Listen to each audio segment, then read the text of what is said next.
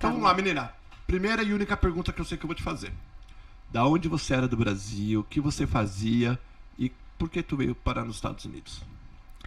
É uma grande pergunta. Boa tarde. Assim, muito bem. Eu quero, Paulo, te agradecer muito por estar aqui hoje, conversando contigo. É uma honra para mim. Eu sou gaúcha, sou de Porto Alegre, tchê. Na verdade, nasci em Passo Fundo, no interior do Rio Grande do Sul, e com 15 anos fui embora para Porto Alegre. E lá morei, e lá fiquei durante muito tempo. E, Paulo, a minha história profissional é uma história muito curiosa, porque eu sou formada em design e trabalhei quase 20 anos na indústria gráfica. Mentira, eu não lembrava disso. Se você me falou, eu não lembrava. Exatamente, a minha história, assim, ó, quase 20 anos de indústria gráfica. Nós chegamos a ter a maior gráfica do sul do Brasil, de formulários contínuos na época. E então até eu só sabia trabalhar, mexer com isso, né? Só sabia mexer com gráfica e era meu mundo, era meu universo. E aí veio o mundo digital, e-mails e, enfim, toda essa comunicação digital, e a gente foi cada vez mais perdendo cliente, Paulo. Até o momento em que o negócio não estava legal mesmo. Porque as coisas foram evoluindo e vocês não. Vocês e a gráfica não. A gente tinha outras sócias, enfim. E aí as coisas não saíram, não evoluíram na mesma velocidade que a comunicação digital evoluiu. Bom, ali eu estava com 34, 35 anos na época, Paulo, e foi uma situação, foi o meu pior momento de vida, porque eu perdi meu trabalho, eu deixei de ter remuneração, né, perdi meus ganhos, eu estava me separando num relacionamento na época, meu filho pequeno, com dificuldade na escola. E ali eu disse assim, cara, eu tenho que dar um jeito na minha vida, porque todas as áreas estavam ruins. Financeiro, profissional, emocional, relacionamento, tudo que tu pode imaginar estava muito ruim. E o que aconteceu? Ali, até a minha mãe, né, ela olhou para mim e disse assim, Milene, vai procurar ajuda porque tá precisada, né? E na época, terapia já não estava mais funcionando. Mas deixa eu voltar um pouquinho. Tava tudo indo... Por que você acha que isso estava acontecendo com você? Tipo, a gráfica a gente entende porque as coisas... O mundo digital veio e vocês ficaram para trás. Isso. Separação deve ter os motivos, né? Sim. E por que você falou, vai procurar ajuda, terapia, essas coisas? Porque toda a minha vida tava uma bagunça. Não era só a questão profissional. Era a questão de relacionamento, que eu tava me separando, que tem as questões. Era... também questões com o meu filho, né? Por ele ser pequeno, na época estava enfrentando dificuldade na escola. Qual que é a idade de pequeno? Hoje ele está com 17 anos. Vai fazer 18, está com 17 anos. Na época ele estava com 8 anos de idade. Entendi. E assim, Paulo, tava uma bagunça a minha vida. E aí vem o ponto, né? Que a gente precisa olhar para dentro da gente, porque é muito comum a gente ficar culpando o mundo lá fora. Eu poderia culpar que era o mundo digital, eu poderia culpar que era o governo, eu poderia culpar que eram as outras minhas sócias, eu poderia culpar que era meu ex-marido, eu poderia culpar o mundo. A gente tende a colocar a responsabilidade dos problemas na nossa vida nos outros, porque é muito mais fácil, assim, eu me isento da responsabilidade de ter que assumir a mudança, porque mudar, olhar para dentro de mim dói. Eu tenho que começar a ter comportamentos diferentes, atitudes diferentes, para que eu tenha resultado diferente. Mas a gente não sabe, a gente acredita que aquele jeito de agir é o jeito certo, e que, portanto, é o mundo, é o outro que tem que mudar, porque é aquilo que eu acredito, eu cresci acreditando naquilo, então eu penso que são as pessoas lá fora as responsáveis pelo que está acontecendo na minha vida. E quando a gente tem essa visão, a gente fica extremamente limitada, porque a gente está deixando oportunidades de lado. E aí a gente acaba se atrapalhando, né?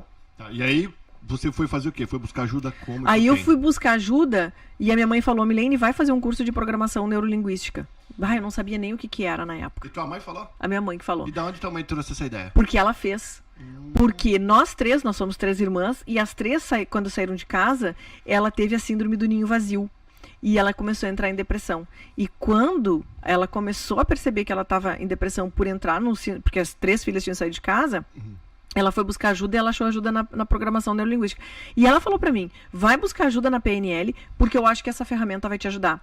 E aí ela falou pra mim isso em dezembro, e foi janeiro de 2013 2013, e aí ela falou, eu tinha uma palestra, e aí ela disse pra mim assim, vai lá e acredito que essa ferramenta pode te auxiliar.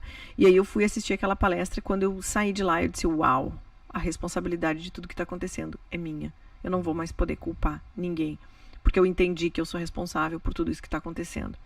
A partir dali, Paulo, eu fui fazer um curso de PNL e eu me apaixonei. Eu fiz 7 formações em programação neurolinguística, sendo que uma delas... Aí, naquela situação, eu comecei assim a decidir que era aquilo que eu queria fazer, trabalhar com isso. Fui para Califórnia. Eu vim para Califórnia aqui, fiquei 1 mês estudando PNL aqui na Universidade da PNL na Califórnia. Universidade da PNL, eu nem sabia que existia isso. Na Califórnia, em Santa Cruz. NLTU. Deixa eu voltar só rapidinho, que você fala também que não um trem que não tem nem vírgula. deixa eu falar, uma coisa que você falou que eu gosto, que depois a gente pode entrar mais nesse assunto, porque eu quero saber da tua história primeiro, é sobre você responsável pela sua vida. Sim. E quando a gente descobre isso, é um choque. Exato. Porque a primeira coisa é um saco, porque agora, se eu não tô feliz, eu que tenho que fazer alguma coisa. Exatamente. É a primeira coisa que fala, que saco, que agora a culpa é minha. É por isso que as pessoas não querem enxergar isso. É por isso que as pessoas continuam culpando o mundo lá fora. Eu não fui para os Estados Unidos muito ainda. Muito mais fácil. A culpa do Trump, a culpa do Bolsonaro, a culpa do Lula, a culpa do É da minha ex-mulher, é do meu ex-marido, é do meu filho. É assim. É mais fácil. Então vamos voltar. Daí tu veio pra cá, fez o teu curso de PNL, voltou pro Brasil. Isso, voltei pro Brasil. Aí eu tava apaixonada por esse negócio. Por quê? Porque a PNL proporciona pra gente uma mudança rápida. Diferente até, acho que, né, existem aí os psicólogos e a psicologia tá aí para nos ajudar, só que existe uma diferença e a PNL foi criada por 2 americanos, John Grinder e Richard Bandler, nos anos 70, lá na Califórnia, que proporciona às pessoas um processo de mudança mais rápido. O que é PNL? É entender os nossos programas mentais, todo mundo tem os seus programas, e esses programas foram instalados lá na infância, lá na nossa infância dos 0 aos 7 anos. E ali a gente aprendeu a como lidar com o dinheiro, olhando para o pai, olhando para a mãe, olhando para o mundo à nossa volta. A gente aprendeu com os nossos avós, com os nossos tios, depois com os nossos amigos, colegas, professores. Todas essas pessoas, elas influenciam a nossa vida. A gente olha para o mundo, a gente vive, né? A gente cresce num determinado ambiente e esse ambiente ele tem total poder de influência na nossa vida sobre as nossas crenças e nossos pensamentos. E a gente vai pro mundo, depois que cresce, ali pelos 20, 21 anos, vai pro mundo lá fora e começa a repetir os padrões do pai e da mãe. Porque é aquela forma que a gente sabe. É a única forma que a gente aprendeu. E a PNL faz essa mudança. Desinstala esses programas e instala novos programas. É assim que basicamente funciona. E aí eu me apaixonei, Paulo. Eu fui trabalhar com isso. Então vamos voltar, né? Tu foi trabalhar com isso. Aí fui trabalhar com isso. Na peleia, né? Começando do zero. E aí divulgando muito, fazendo muitos atendimentos gratuitos no início da minha carreira. Muita palestra gratuita. E por aí vai. E aí comecei a crescer. E aí eu desenvolvi, eu estou há 10 anos agora trabalhando com isso, na área do desenvolvimento humano. Aí fiz formação em hipnose, eu sou hipnoterapeuta. Eu não parei mais. Aí eu entrei nisso e mergulhei a fundo, né? E fiz todas as minhas formações. Aqui nos Estados Unidos eu vinha para passear. Eu sempre gostei de falar inglês. Sempre, desde criança. Gostei muito de aprender a língua. Porque eu tinha a crença, tenho ainda, né? Agora mais ainda, de que se a gente fala o inglês, a gente tem acesso a muito mais oportunidades. Sem né? falar que fica menos dependente, né? Menos dependente. Aí se tem um brasileiro que está lá no Brasil, né? E ele quer fazer um curso em Harvard online, que existe, inclusive gratuito, ele não tem a barreira da língua. Então a gente tem acesso à informação de uma forma muito mais abundante quando a gente sabe e domina a língua. Ainda mais, sobretudo, morando aqui. Aí, no meu ponto de vista, não tem escolha. Tem que falar mesmo para não ficar refém. Tá, então calma, respira. Aí tudo bem. Antes de você vir para cá, você estava trabalhando com isso. Exato. Aí eu estava trabalhando com isso e minha carreira estava indo muito bem. E o que aconteceu? Estava indo super bem. O que aconteceu foi que eu comecei a namorar um americano. Online? Online. Aplicativo? Aplicativo. Olha que interessante. A carreira estava muito bem, mas tu estava ainda sentindo... Eu estava solteira. Estava solteirona, falar, sentindo falta de de alguma coisa. Tava sentindo falta de alguma coisa. E confesso, foi uma coisa assim do tipo, vou ver o que vai dar. Né? Vou ver o que vai dar. Falo inglês, queria praticar meu inglês mais ainda. Uma pessoa bacana. E fui levando. E fui levando de boa. A gente se falava por vídeo, a gente trocava mensagem. E da onde que era esse americano? Daqui de Orlando. E aí a gente trocava... Por que você fez essa cara? Porque é o meu destino, né? É porque é aqui que eu tô. E aí foi indo, Paulo, e a coisa foi ficando séria. E aí a ideia era ele ir pro Brasil. Pra gente namorar e tal. E assim, era namorar, né? Sem compromisso. Sem compromisso, sem perspectiva, sem cobrança, sem pressão, sem nada.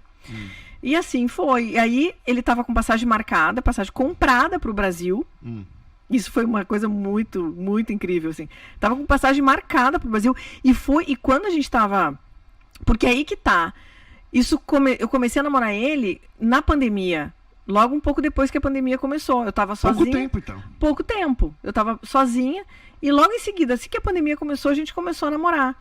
E aí era a ideia ele ir pro Brasil, a gente ficar um tempo lá e tal.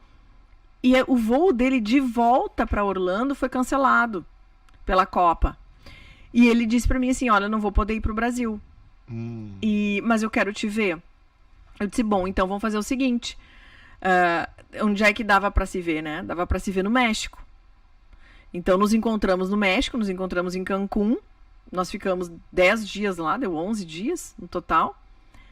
E a gente, nessas alturas do campeonato, a gente já tava aí há 6, 7 meses juntos e se gostando, ele gostando muito de mim, eu gostando muito dele. E nos encontramos no México, em Cancún. E foi lindo, foi maravilhoso, foi fora de série. E aí que o bicho pegou, né? Aí... Não sei, peraí, que bicho pegou o quê? Me conta, não tô sabendo de nada, né? Você falou né como se eu estivesse lá, não tava lá não. Aí, o que aconteceu? Aí o bicho pegou, aí deu liga mesmo, aí a gente se apaixonou de verdade, a gente já tava apaixonado, mas aí se concretizou, que podia dar certo. A gente viu que podia dar certo. E assim, eu tinha tudo que ele queria como mulher e ele tinha tudo que eu queria como homem. Então peraí, agora você vai falar isso bem aqui pra mim.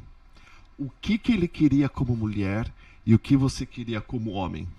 Ele queria uma mulher que fosse independente, que tivesse o trabalho dela, que é o meu caso. Ele queria uma mulher que já tivesse um filho criado, entre aspas, que não fosse criança, né, pequenininha. Enfim, que era também o que eu queria, né? Os nossos filhos têm a mesma idade. Então ele já vinha de relacionamento também. Ele já era separado com 2 meninos, eu divorciada com 1 menino. E o Pedro, o meu filho, tem a mesma idade do mais novo dele. Entendi. A mesma idade, eles têm exatamente a mesma idade. Eles têm 3 meses de diferença de idade. E então, assim, isso era o que ele queria, eu também queria isso, né? Eu não queria ter um relacionamento que tivesse filho pequeno. Ele queria uma mulher que fosse independente, que tivesse a sua independência, queria uma mulher que gostasse de cuidar do corpo, de cuidar da saúde. Ele também... Vaidosa, ele queria uma mulher vaidosa, que não fosse... A americana tem, né, quem é brasileiro e conhece bastante da cultura americana sabe que muitas vezes a mulher americana ela se larga um pouco, né? Ela se larga, ela deixa de se cuidar. O homem também. O homem também, exatamente. Tanto o homem quanto a mulher. Eles ficam muito obesos depois do casamento. E o homem brazuca também, atenção, galera, lembra? Lembra que vocês viram que eu transformei aqui, gordo, careca, barrigudo, pro magro, com cabelo... Sarado. O coroa sarado. O coroa sarado. Ainda tô trabalhando na barriguinha, porque o coroa sarado. Mas é super, super importante vocês, óbvio. Sabe uma coisa que às vezes eu fico olhando? Eu vejo umas mulheres tão lindas brasileiras, com os maridos tão acabados, que eu que sou uma pessoa ciumenta, eu teria muitos ciúmes de eu estar bem feio e a minha esposa, minha namorada, minha noiva, o que seja, está perfeita, maravilhosa. Eu também, eu concordo plenamente contigo, só que tem gente que não tá nem aí, Paulo. Que é tão egoísta a ponto de olhar pra mulher bonita, sarada, enfim, e dizer assim, tá, mas ela tá pra mim. Sabe? Tipo assim, eu não tô nem aí. Eu vou ficar barrigudo, eu vou ficar feio, eu não tô nem aí. Então, assim, e isso é tanto pra homem quanto pra mulher. E aí, eu tinha essas características, ele tinha também as características de ser um cara mais ativo e tal, e a coisa fechou. Aí então falando aqui, ó, que você queria documento também. Você pensou em documentos ou não? Não. Em morar? Você tinha sonho de morar aqui? Eu tinha o sonho de morar aqui. E eu cheguei primeiramente, porque assim, eu sou autora de um livro. Eu tenho um livro escrito no Brasil. E até eu tenho uma amiga que mora em Miami, e ela disse o seguinte, Milene, existe, para quem tem livro escrito, existe um tipo de visto que permite que a pessoa aplique, né, para habilidades especiais e tal. Enfim, mas isso ficou em stand-by, assim. E aí, eu sempre gostei dos Estados Unidos. Só que quando a gente, né, o clima começou a esquentar, aí começou a vir o desejo realmente de morar aqui mais intenso. Né? Mas não por causa dos Estados Unidos, é por causa do namorado, no caso. Por causa do namorado, mais por causa do namorado do que pelos Estados Unidos. E aí o que aconteceu? A nossa relação começou a ficar mais forte. E isso é natural, né? O que acontece num relacionamento? A pessoa se conhece, a pessoa começa a namorar, depois do namoro, qual é a próxima fase? É morar junto, casar. E quando a gente, né, eu tenho 45, ele tem 52 anos, quando a gente já tá nessa idade, já tem filho, já, né, não é mais guri, eu não sou guria mais, ele não é mais um menino também, vem o quê? Vamos ver se a coisa dá certo. Aí sim, aí nós em Cancún, né, e a gente conversou, olha... Você ou ele? Quem que deu a iniciativa? Você, né? Foi você. Assim, eu cheguei a pensar, tá, e agora? O que vai ser? Né? E aí ele disse assim, eu quero que você venha morar comigo. Aí você falou, mas eu não posso, porque... Aí eu falei, eu não posso. Aí eu disse assim, mas eu não posso, porque eu tenho meu trabalho nos Estados Unidos, no Brasil. Eu tenho minha empresa, continuo com a minha empresa aberta lá. Eu tenho minha empresa, eu tenho meu trabalho, eu vou como? Ele disse assim, não, vem pra cá. Nós tivemos essa conversa em Cancún. Vem pra cá, vem pra cá e eu vou te ajudar no que for possível, documentação e tal. Aí eu fiz a pergunta, né?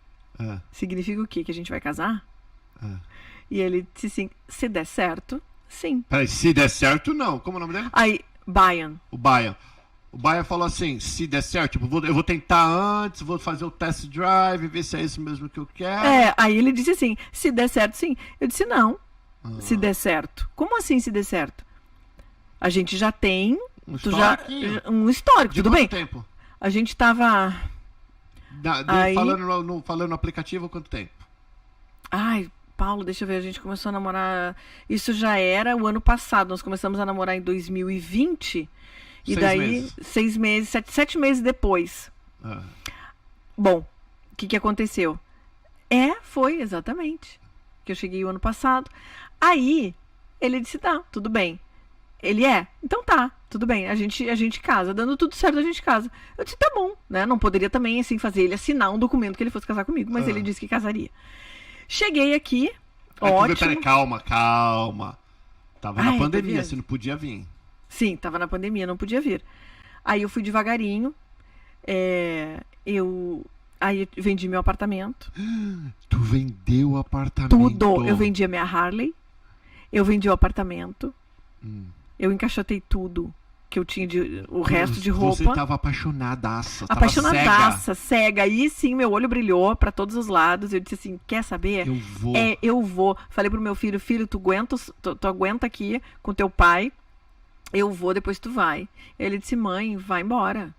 Ele me deu total força. Até o meu ex-marido, que é meu amigo, ele disse assim, Milene, vai-te embora, deixa que eu cuido do Pedro. Então aí, Paulo, eu tava com a carta branca pra voar minhas tranças, né? Uau. E aí, vendi tudo. Vendi apartamento, vendi moto, vendi carro, vendi tudo.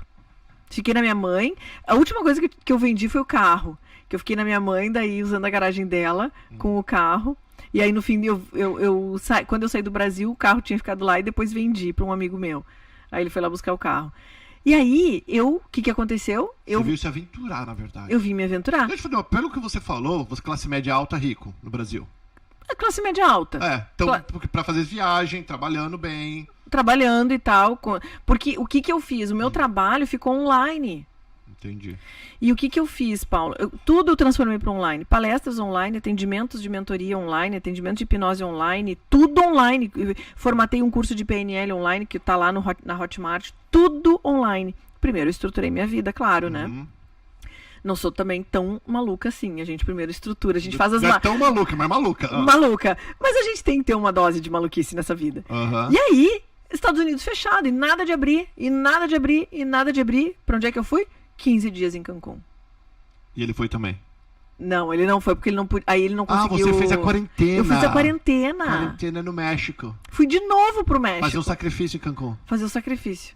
2 meses depois, estava eu lá de novo em Cancún. Que época do ano que era? Fazendo quarentena. Foi em janeiro do ano passado. Ah, friozinho, não tava tão calor. Não tava tão calor, tava gostoso. Tava gostosinho, assim. E fiquei lá. Os 15 dias. Intermináveis dias. Uau. A gente era hilário, assim. A primeira semana foi de boa, né? A primeira semana, tô aqui sozinha, curtindo, trabalhando. E nesse lugar maravilhoso. Mas depois, a segunda semana o bicho pegou, né? Porque daí o paraíso começou a ficar meio entediante, né? Que eu já queria, na verdade, aí vir pra cá. E cheguei, Paulo. Daí cheguei no dia 29 de janeiro. Mas peraí, calma.